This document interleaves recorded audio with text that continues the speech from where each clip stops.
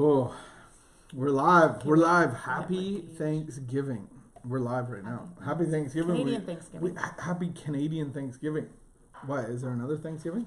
American Thanksgiving is a very American different Thanksgiving day. is a big deal. Big deal in America. Yeah. God bless America. When is the American Thanksgiving? In November. Close to Christmas. Oh, okay. Yeah, and there's it's riddled by football games. Yes. That's what I remember about American football. And it doesn't fall on a weekend. Oh, it's midweek kind of day. deal, or it's a day. day, and so that day happens. Ours is a or weekend. it's like some weird Thursday, third Thursday of the month or something. And like we that. revolve Thanksgiving around family and usually food. So this was a bit tricky with family, but we managed with our outside family, and then we gave Nana and Pa some little Oko dinners. That was very good. Nana said they were very good and very grateful. Nana has cooked a lot of Thanksgiving dinners over her life, and this Thanksgiving, they just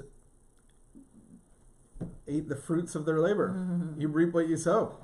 Mm-hmm. What was your favorite Thanksgiving food item? Because you went off in the kitchen. What was yours? What was mine? I would say mine, like the turkey was impressive because you put bacon on it and then you buttered under the skin. The turkey was impressive. I'm not just butter. Big turkey fan, butter and other things. But you made cranberry sauce from scratch, and you talked about the popping of the cranberries over and over, and there was orange and cinnamon in it, so that was beautiful. Josh made scalloped potatoes in a cream sauce. That was really good. I think he had help on the inside from that one. No, she showed him and then left him be. Nana had actually made butter tarts. And then there was a flapper pie. That's a Saskatchewan. Flapper pie was one of... It's hard to compare. Now we're getting into different food groups. But I will say... Oh, and then vegetables. There was roasted vegetables that Karen did. They were fantastic. And then the stuffing. No, it wasn't stuffing. The difference between stuffing and dressing is that stuffing is made inside the bird. Stuffed inside the bird. And then dressing is made outside of the bird. Yeah. So Joanne had made dressing. That was very good too. But I will say that turkey stole the show. Thank you. There's bacon on top of it. Thank you. What was your favorite? But the flapper pie. I know. Whatever so flapper pie is, it's like a caramel custardy. Yeah. Oh. I ate all the things that I shouldn't be eating. Gluten, sugar. We're all hungover today. Yes. Yes. Not on the alcohol, but on the extracurricular gluten and milk. I really liked the gravy. I was sad that there wasn't enough of it. You really liked the gravy? I did. I've never made gravy. I didn't want to minimize the gravy because it was beautiful and well made and thought planned and giblets in it, and there was a lot of effort that went into it and straining. But you didn't love it? No, I loved it. It was just I didn't want to minimize it, but no one ever picks the gravy was the highlight of the meal. I think the gravy is the highlight of a meal. Jordan, what was your highlight of the meal last night? The gravy? No one says gravy. I think that meal probably sucked if the highlight was gravy. So because I wasn't cooking for extended family and stuff, it didn't feel like a lot of pressure. It didn't feel like no one was grading you. People usually grade you. I could do a turkey for the first time and not have to worry about letting a whole bunch of people down. What was your favorite? The gravy. The gravy. Oh, you did say gravy. You picked gravy. Jordan, what was your favorite? You already asked him that. Not the gravy. I'm sorry for going on a loop of food. Not the gravy. Anyway, we were very thankful. I'm Vicky. This is John. We're in recovery in Ottawa, and we're going to read you this morning Devo book called The Language of Letting Go. That's transitioning.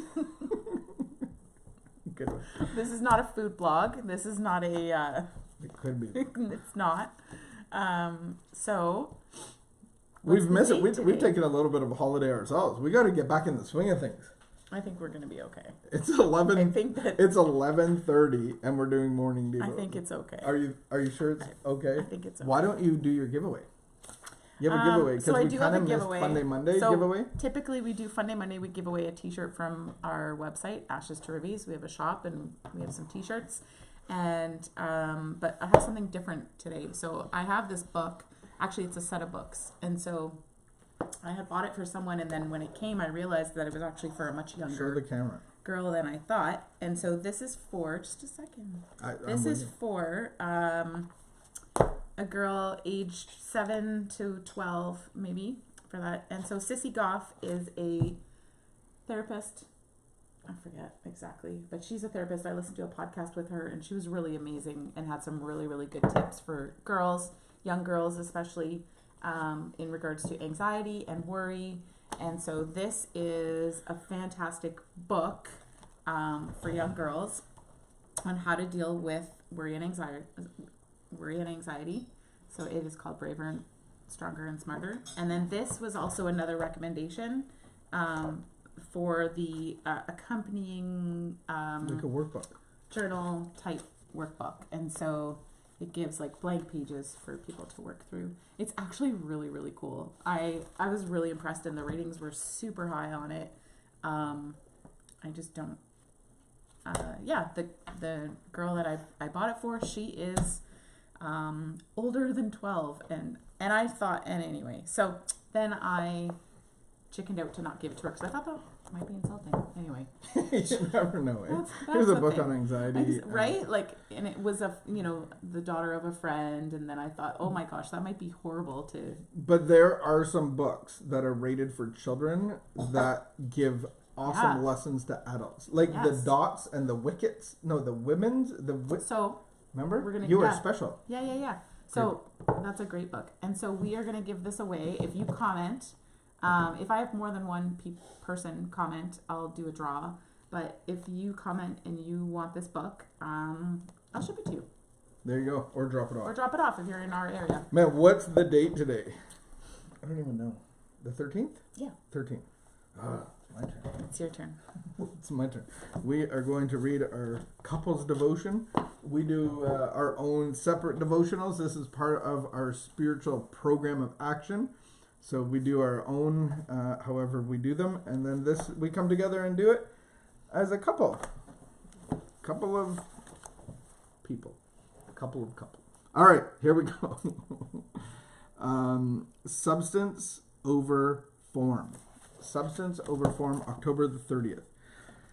This is a quote from Anonymous. I'm learning that for a variety of reasons, I've spent much of my life focusing on form rather than substance.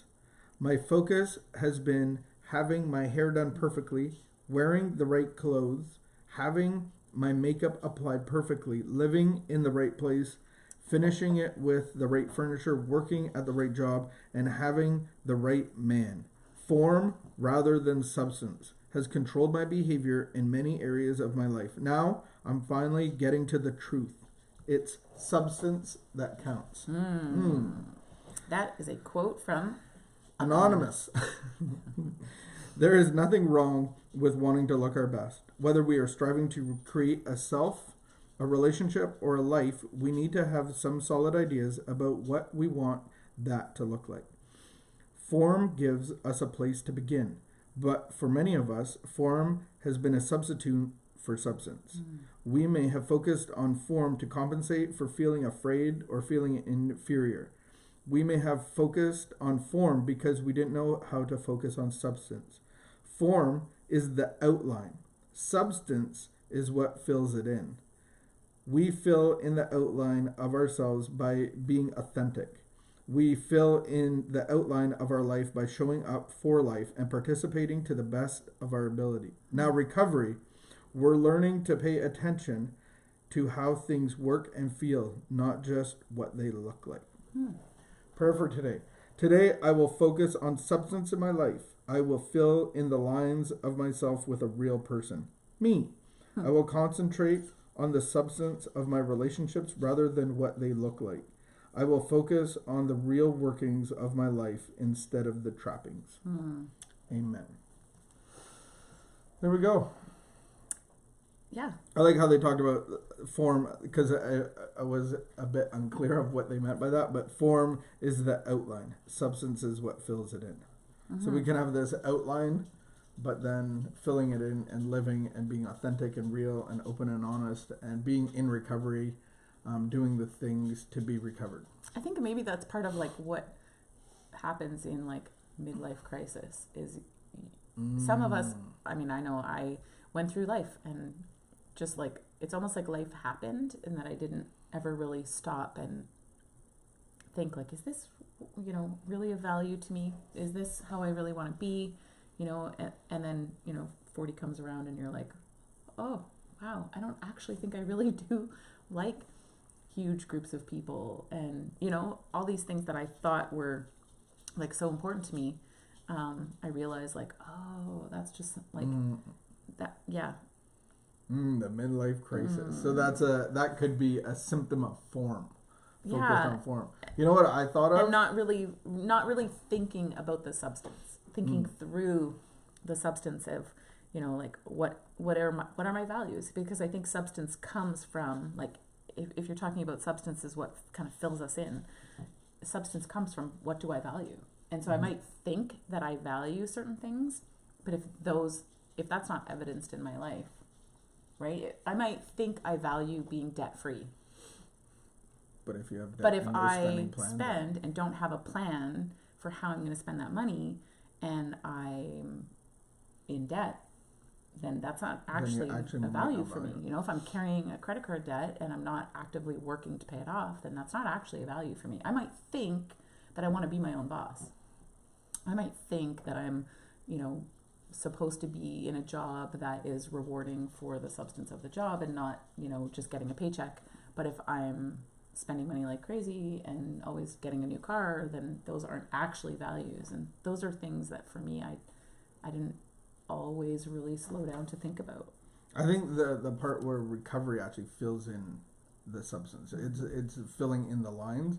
And it's like, yeah, if I really get recovery, then am I the director? Am I the employer? Am I the president? Or am I giving that job to God? And as I give that job to God, as I let go of control, then those are the things that fill in the substance. Because now I have a new employer. And so I'm the employee, not running the show. And I thought of like a football team. And the form is like, let's get our branding down. Let's get the word out, how great of a football team we are. Let's get some marketing. Let's get some really cool helmets and uniforms. And we just go, we got a game on Sunday and we go play football, but we don't ever practice. So practice is that daily thing that actually fills in the substance for the form. And so you can't win football games if you're not practicing, but you might look good doing it, getting beat. But I think the substance comes from the daily practice, the daily putting in the time, the daily putting those principles into action. Football. All right. Football analogy. Good job. Football analogy. I saw a couple comments come in. I don't know why I can see them now. Because so we're not going to. We're not. That was a weird close up. we're not double streaming right now because I lost my YouTube stream.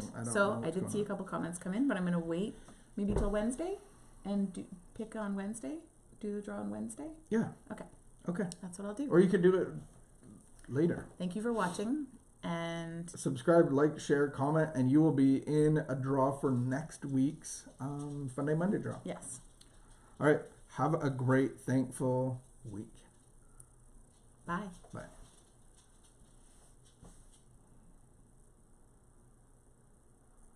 Stopping.